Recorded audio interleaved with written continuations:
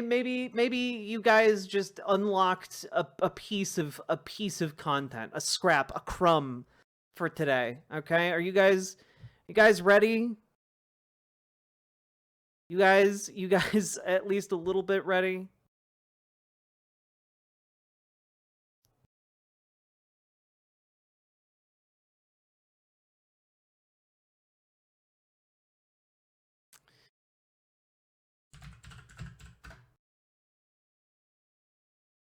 All you need to do is hit that button. I'm not even going to hit that button. Unless Blue Sky is doing an internal error, which it might be. A lot of people are using Blue Sky right now.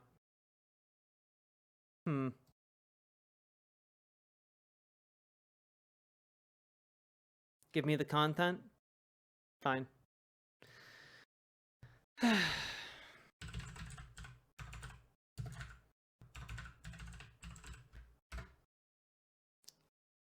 I wanted to play video games, and here you guys are making me do not video games. Let's pull this up. I want to welcome to the program. Okay. Yes, we're going over this particular document. Couldn't remember what it was called. Here we go. It is tangentially related to Samuel Cedar's interview with the author of this article, Daniel Hunter. Let's take a look here. We're actually just going to look at the article itself. 10 ways to be prepared and grounded now that Trump has won, which is pretty important. 1, trust yourself. I started writing this list with strategic principles, analyze your opponent's weakness, learn how to handle political violence. But actually, the place to start is with your own self. Trump is arriving at a time of great social distrust. Across the board, society has reduced trust in terms in traditional institutions. Yes, there's more distrust of the media, medical professionals, experts, and politicians, but extends beyond that. There's reduced trust in most community institutions and membership groups. Whether from COVID or political polarization, a lot of us have experienced reduced trust in friends and family. Even our trust in predictable weather is diminished.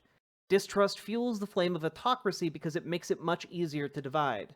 We can see that in the casual nature of Trump's rhetoric, telling people to distrust immigrants, Democrats, socialists, people from Chicago, women marchers, Mexicans, the press, and so on. This is a social disease. You know who to trust by who they tell you to distrust. Trust building starts with your own self. It includes trusting your own eyes and gut, as well as building protection from the ways the crazy making can become internalized. It also means being trustworthy, not just with information, but with emotions. The way you can acknowledge what you know and admit that the parts that are uncertain fears nagging at you. And this is a good piece of advice, guys, because frankly, a lot of folks are feeling uncertain. A lot of folks are feeling, well, frankly, afraid and scared, and are constantly being told by the administration coming into power that you shouldn't believe everything you see, you read, you feel. You doubt everything except what is being fed to you by the Trump administration. And I know that you guys don't necessarily need to be reminded of this, but frankly, the thing here is that by trusting in yourself, you have taken the first step towards resisting autocracy, resisting any kind of dictatorial power grabs. Because the thing that keeps coming up again and again for me when going over a lot of this, how to kind of build better resistance to what's coming down the pipeline, is that knowing yourself and knowing that you should not obey blindly. Do not preemptively obey. These are recurring things that keep coming up when I read kind of this resistance literature, research, whatever, is that a lot of what empowers autocratic takeovers or empowers dictatorial power grabs is people anticipating the power grab and ceding that power in advance.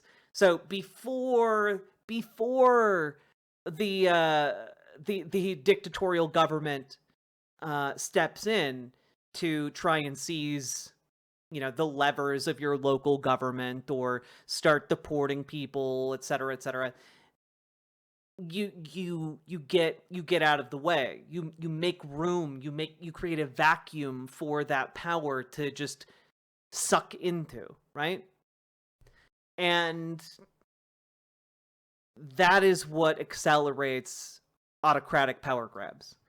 Because at the end of the day, you have to remember government is made up of people, and it is made up of people that choose in 10 trillion different ways every single day to go about their business in very specific ways. And so resistance to this entire structure depends on the individual level cultivating our ideas of compliance. How do you intend to comply with this system? And, well, I think that it makes sense for certain groups of people to essentially... What's wrong, Salmon Moose?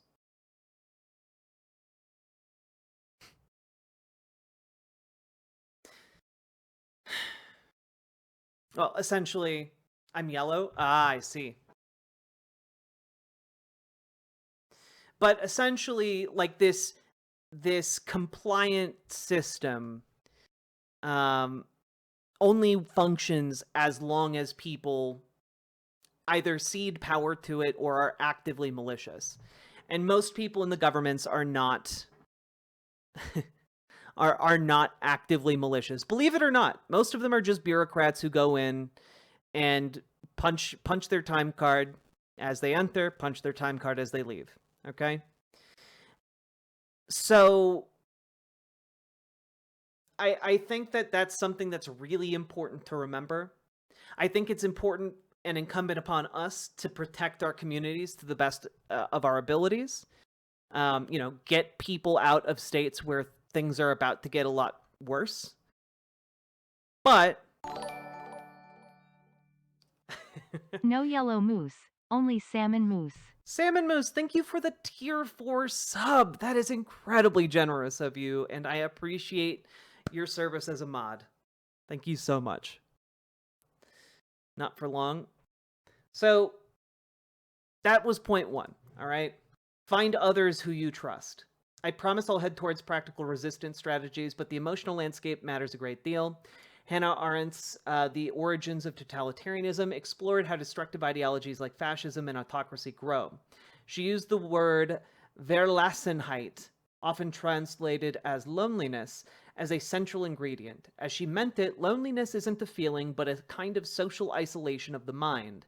Your thinking becomes closed off to the world and a sense of being abandoned to each other. She's identifying a societal breakdown that we are all experiencing. Under a Trump presidency, this trend will continue to accelerate.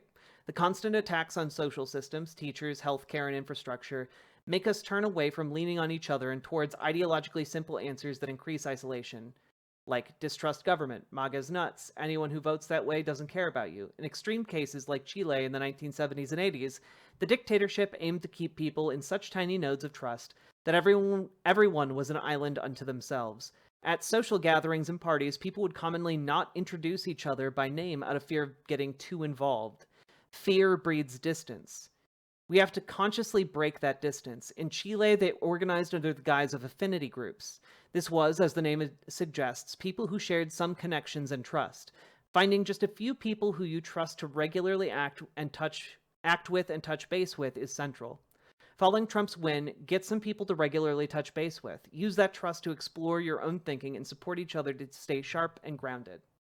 Okay? Which is important.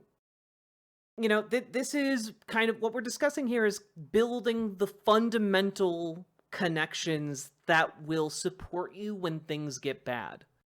When shit hits the fan, this is a web of people you can rely on. And frankly, that's kind of what I'm trying to build for you guys in the Discord.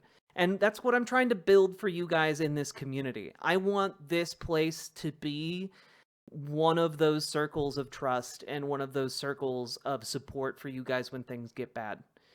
And that relies on you guys coming in and supporting one another. It's not just my effort, it's all of our efforts. Okay? Chai T-Rex, yes, that is the article.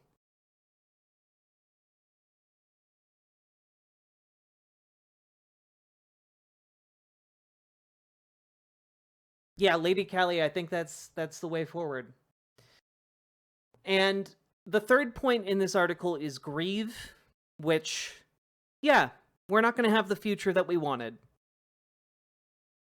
None of us are.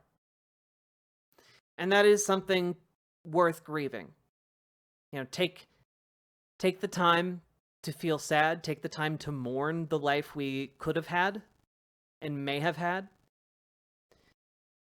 And then make your peace with it, and because we got to move on. You know, but take that time. That time is crucial.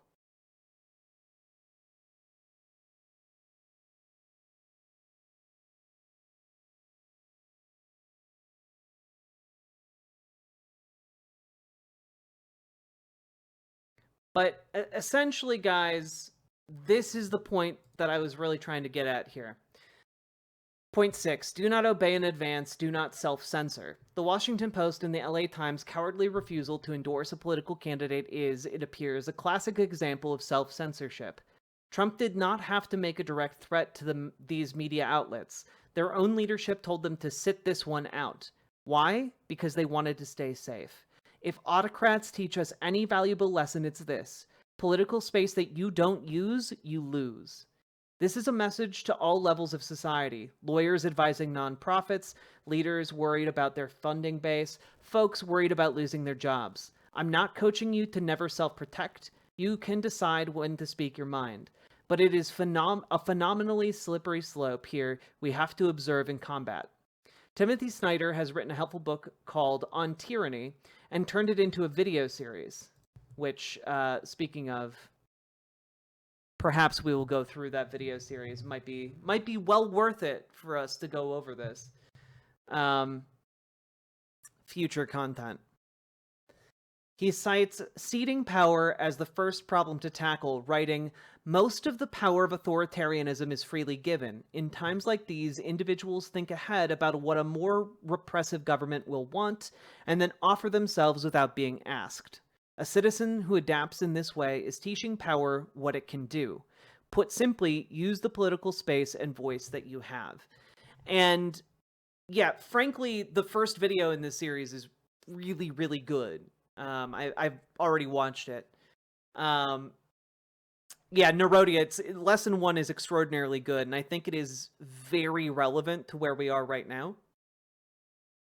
So it is imperative and incumbent on all of us that we don't just go, okay, well, the Trump administration is going to do X, Y, and Z, therefore, we're just not going to put any effort into X, Y, and Z. No, we need to run towards that. Need to run towards that. Holly Hoops, yeah, exactly. The Dems deciding that icky trans people are the reason they lost. You know, weird trans people, strange, freakish trans people, as some of the Democratic strategists have been suggesting, lost them the election. No, the real position of strength there is running to trans people and standing up for trans people and, like, doing everything in your power to make trans people safe. And I do think that when it comes to trans people and undocumented folks, the threat to those two groups is significant enough that I think getting out of red states is advisable. But I think that is a matter of, like, again, survival organizing. And I think that when we are in these safer areas, we can engage in acts of resistance that will perhaps be enough to keep things from getting the worst case. Becoming apathetic is exactly what the powers that be want us to do. Don't give up hope. Exactly. The last thing that an authoritarian wants is a group, or is rather the population becoming aware and engaged in the political process. Authoritarianism relies on, apathy. So, don't be apathetic. Get out there. And, stand up for one another, because that's what we got to do in these times. But once we are standing together, once we have gotten people to safer locations, once we have kind of built this net out, this communal net, safety net, as it were, once we've done all of that, then we take each challenge offered by the Trump administration in stride and on its own merits. We don't plan ahead for whatever crazy shit they might actually try and do, because they're saying a lot of wild stuff right now, but very little of it is going to be deliverable. In fact, there are more and more cracks being formed in the Republican coalition, and frankly, there is an element of my heart that's just going, for example, apparently Mitch McConnell and Donald Trump despise each other right now.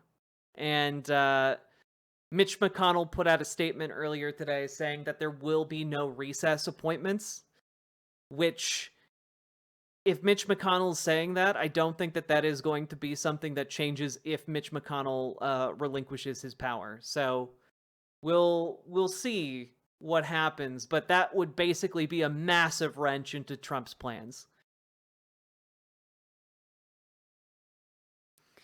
I mean, let alone whatever is going on with Elon Musk. Elon is trying so hard to make a fake government position seem real, and it is it's funny, I guess. Take the laughs where you can get them. I'll believe it when I see it. Hey, fair. But also, like, I don't think it does any good to doom her at this point. Hope for the best, deal with what happens. Yeah, who knows? Maybe Mitch McConnell's heart will grow 3 sizes bigger and he'll be able to actually do his job for another few years.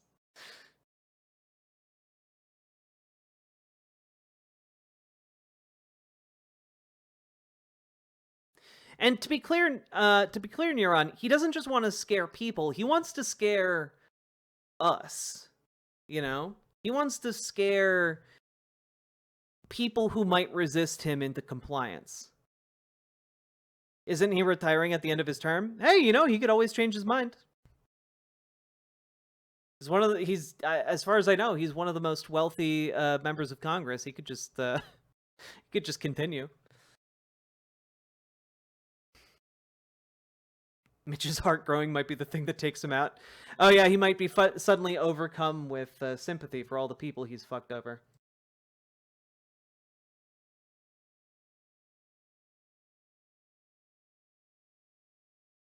Anyway, the main thing I want you to take away from this is that don't comply thoughtlessly.